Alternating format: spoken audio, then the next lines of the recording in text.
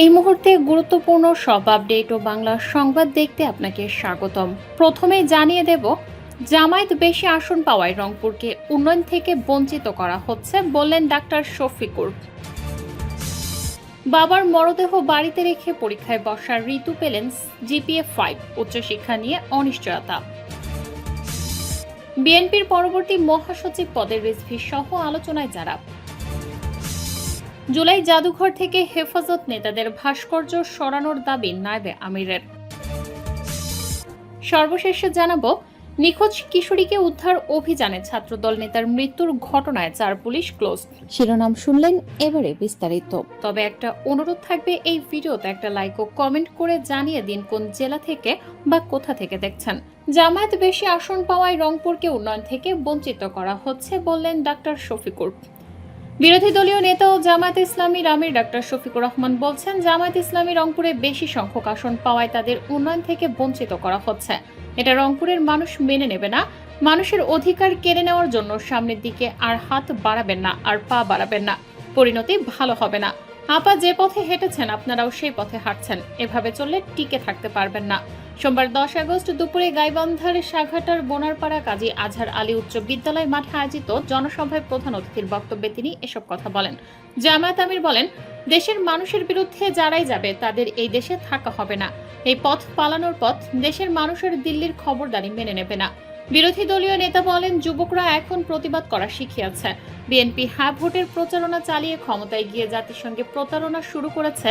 যারা হ্যাঁ প্রচারণা চালিয়ে এখন না বলছেন, তারাই একদিন এই দেশ থেকে নাই হয়ে যাবেন। জনতার রায়কে অগ্রাহ্য করে অতীতে কেউ টিকে থাকতে পারেনি, সামনেও কেউ টিকতে পারবে না। তিনি বলেন, বর্তমানে সব জায়গায় চুরি চামারি ও লুটপাট শুরু হয়েছে। চাঁদাবাজদের হাত বন্ধ করতে হবে, দুর্নীতিবাজদের হাত বন্ধ করতে হবে। দেশের জন্য একবার নয় শতবার রাজপথে নামবেন বলেও মন্তব্য করেন তিনি। 2 শিবির কর্মী হত্যার সমালোচনা করে তিনি বলেন, আমরা চাই না ক্ষমতার লোভে আর কোনো মায়ের কোল খালি হোক। গায়ে পাড়া দিয়ে ঝগড়া বাজাতে আসবেন না। গাইবান্ধা 5 আসনের সংসদ সদস্য আব্দুল ওয়ারেজের সভাপতিত্বে সমাবেশে বক্তব্য দেন জামায়াত ইসলামীর কেন্দ্রীয় সহকারী সেক্রেটারি আব্দুল হালিম, কেন্দ্রীয় নির্বাহী পরিষদের সদস্য অধ্যক্ষ মোহাম্মদ শাহাবুদ্দিন, বগুড়া জেলা আমির আব্দুল হক, গাইবান্ধা জেলা আমির আব্দুল করিম এমপি, গাইবান্ধা জেলা ছাত্র শিবিরের সভাপতি ইউসুফ আল কাজামি প্রমুখ। এর আগে শহীদ শিবির কর্মী সাইফুল্লাহ বাড়ি ও জামায়াতের কর্মী সালাউদ্দিনের পরিবারের সঙ্গে সাক্ষাৎ করেন। পরে তাদের কবর জিয়ারত করেন। বাবার মরদেহ বাড়িতে রেখে পরীক্ষায় বসার ঋতু পেলেন GPA-5, উচ্চশিক্ষা নিয়ে অনিশ্চয়তা। এসএসসি পরীক্ষার মানবিক বিভাগে যখন ফেলের সংখ্যা বেশি, তখন ক্যান্সারে আক্রান্ত হয়ে মৃত্যুবরণকারী বাবার মরদেহ বাড়িতে রেখে পরীক্ষায় বসা চৌগাছার ঋতু খাতুন GPA-5 পেয়ে কৃতিত্বের স্বাক্ষর রেখেছে। সে যশোরের চৌগাছা উপজেলার হাকিমপুর মাধ্যমিক বিদ্যালয় থেকে মানবিক বিভাগ থেকে এসএসসি পরীক্ষায় অংশ নেয়। তবে পরিবারের একমাত্র উপার্জনক্ষম বাবাকে হারিয়ে উচ্চশিক্ষা নিয়ে শঙ্কায় পড়েছে অদম্য মেধাবী মেয়েটি। ঋতু উপজেলার হাকিমপুর ইউনিয়নের হাকিমপুর গ্রামের মৃত কবির হোসেন ও রেহেনা খাতুন দম্পতির 2 মেয়ের মধ্যে ছোট। ঋতুর পরিবার ও স্কুল সূত্রে জানা যায়, ঋতুরা 2 বোন। বড় বোনের বিয়ে হয়ে গেছে। ক্যান্সার আক্রান্ত বাবাকে বাড়িতে রেখে 2026 সালের এসএসসি পরীক্ষা শুরু করে ঋতু। পরীক্ষা চলাকালীন সময়ে ঋতুর বাবা কবির হোসেন বেশি অসুস্থ হয়ে পড়লে যশোর 250 শয্যা বিশিষ্ট জেনারেল হাসপাতালে ভর্তি করা হয়। 10 মে ঋতুর বাংলাদেশ ইতিহাস ও বিশ্ব সভ্যতা পরীক্ষা ছিল। সেদিন ভোররাতে ঋতুর বাবা হাসপাতালে মারা যান। মরদেহ বাড়িতে আনার প্রক্রিয়া শুরু হয় সকালেই। বিএনপির পরবর্তী মহাসচিব পদের রিজভী সহ আলোচনায় যারা।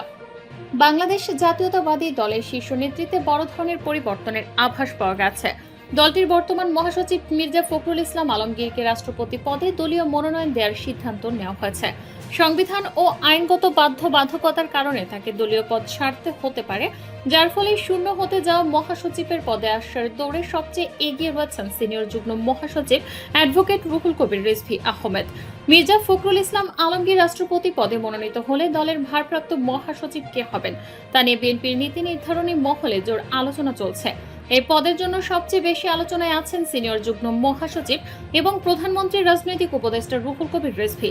দীর্ঘ আন্দোলন সংগ্রামে দলের কেন্দ্রীয় কার্যক্রম পরিচালনা এবং দুঃসময়েও দলের মুখপাত্র হিসেবে অবিচল ভূমিকা পালনের কারণে হাইকমান্ডের আস্থায় রয়েছেন তিনি।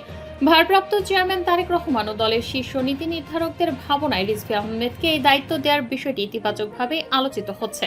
তবে এই পদের দৌড়ে সালাউদ্দিন আহমদ, আমির খসরু মাহমুদ চৌধুরী, হাবিবুন নবী খান সোহেল এবং মোহাম্মদ শহীদউদ্দিন চৌধুরী অ্যানির মতো হেভিওয়েট নেতাদের নামও শোনা যাচ্ছে। জুলাই জাদুঘর থেকে হেফাজত নেতাদের ভাস্কর্য সরানোর দাবি নায়েবে আমিরের।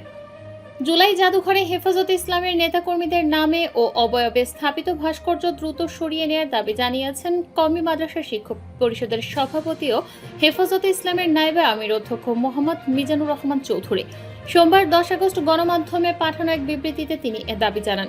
বিবৃতিতে মিজানুর রহমান চৌধুরী বলেন, কোনো ব্যক্তির সংগঠন বা ইসলামী দলের নেতাকর্মীর ভাস্কর্য নির্মাণ ইসলামী শরীয়ত অনুযায়ী বৈধ নয়। কারো মর্যাদা, অবদান কিংবা রাজনৈতিক বা সাংগঠনিক পরিচয়ের কারণে এ বিধান পরিবর্তন হয় না। জুলাই জাদুঘরে হেফাজতের নেতাকর্মীদের নামে বা অবয়বে ভাস্কর্য স্থাপনকে দুঃখজনক ও অনভিপ্রেত উল্লেখ করে তিনি বলেন, ইসলামী মূল্যবোধ ও শরীয়তের পক্ষে যারা কথা বলেন তাদের স্মৃতি সংরক্ষণেও ধর্মীয় বিধানের সঙ্গে সাংঘর্ষিক কোনো পদ্ধতি নেওয়া উচিত নয়। তিনি বলেন, শহীদ আন্দোলনকারীদের স্মৃতি ধরে রাখতে ভাস্কর্যের পরিবর্তে তথ্যচিত্র, আলোকচিত্র, লিখিত ইতিহাস, দলিলপত্র ও জাদুঘর ভিত্তিক প্রদর্শনীর মতো পদ্ধতি ব্যবহার করা যেতে পারে। এতে ইতিহাসও সংরক্ষিত হবে এবং ধর্মীয় মূল্যবোধও অক্ষুণ্ণ থাকবে। সংশ্লিষ্টদের প্রতি আহ্বান জানিয়ে হেফাজতের এই নেতা বলেন, জুলাই জাদুঘরে হেফাজতে ইসলামের নেতাকর্মীদের যে ভাস্কর্য স্থাপন করা হয়েছে তা দ্রুত অপসারণ করতে হবে। ভবিষ্যতে কোনো আলেম, ইসলামী ব্যক্তিত্ব বা ইসলামী দলের নেতাকর্মীর ভাস্কর্য নির্মাণ না করারও আহ্বান জানান তিনি। মিজানুর রহমান চৌধুরী আরও বলেন, জুলাই গণ অভ্যুত্থানের ইতিহাস ও আত্মত্যাগকে সম্মান জানাতে হবে, তবে সেই সম্মান জানানোর পদ্ধতি দেশের ধর্মীয় ও সাংস্কৃতিক মূল্যবোধের সঙ্গে সামঞ্জস্যপূর্ণ হওয়া প্রয়োজন।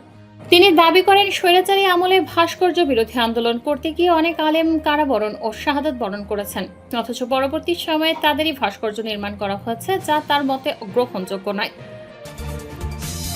নিখোঁজ কিশোরীকে উদ্ধার অভিযানে ছাত্রদল নেতার মৃত্যুর ঘটনায় 4 পুলিশ ক্লোজড। রংপুর পীরগাছার নিখোঁজ কিশোরীকে উদ্ধারের অভিযানে ছাত্রদল নেতার মৃত্যুর ঘটনায় 4 পুলিশ সদস্যকে থানা থেকে প্রত্যাহার করা হয়েছে। সোমবার 10 আগস্ট বিকেলে এ তথ্য নিশ্চিত করেছেন পীরগাছা থানার ওসি সেলিম মালিক। প্রত্যাহার হওয়া পুলিশ সদস্যরা হলেন পীরগাছা থানার SI Kanak Ranjan Barman, ASI Osman Ali, constable Prashanta Kumar ও সুমি আক্তার। শনিবার রাতে তাদের রংপুর পুলিশ লাইন্সে সংযুক্ত করা হয়। ওসি সেলিম মালিক জানান, গত 23 জুলাই রংপুর পীরগাছা উপজেলার কৈকুড়ি ইউনিয়নের মোংলাকুটি গ্রামের কিশোরী মিমি আক্তার বয়স 15 নিখোঁজ হওয়ার ঘটনায় তার বাবা শফিকুল ইসলাম মিন্টু থানায় জিডি করেন। এরই সূত্র ধরে পীরগাছা থানার এসআই কনক রঞ্জন বর্মনের নেতৃত্বে পুলিশের একটি দল তথ্য প্রযুক্তির সহায়তায় মিমির অবস্থান শনাক্ত করে এবং বৃহস্পতিবার রাতে সাভারের লোক প্রশাসন প্রশিক্ষণ কেন্দ্রের স্টাফ কোয়ার্টারে অভিযান চালায়। পুলিশের ভাষ্য অনুযায়ী অভিযান চলাকালে পুলিশ ভবনের নিচতলায় অবস্থান করছিল। এ সময় ছাদ থেকে কিছু একটা নিচে পড়ে যাওয়ার শব্দে ঘটনাস্থলে গিয়ে সাভার থানার ছাত্র দলের সহ সভাপতি ও গাইবান্ধার সুন্দরগঞ্জ উপজেলার বামনডাঙ্গা ইউনিয়নের দক্ষিণ হাতিবান্ধা গ্রামের জাফর বকশির ছেলে মনোয়ারুল ইসলাম বকশিকে গুরুতর আহত অবস্থায় পাওয়া যায়। পরে হাসপাতালে নিলে চিকিৎসাধীন অবস্থায় মনোয়ারুল ইসলাম বকশির মৃত্যু হয়।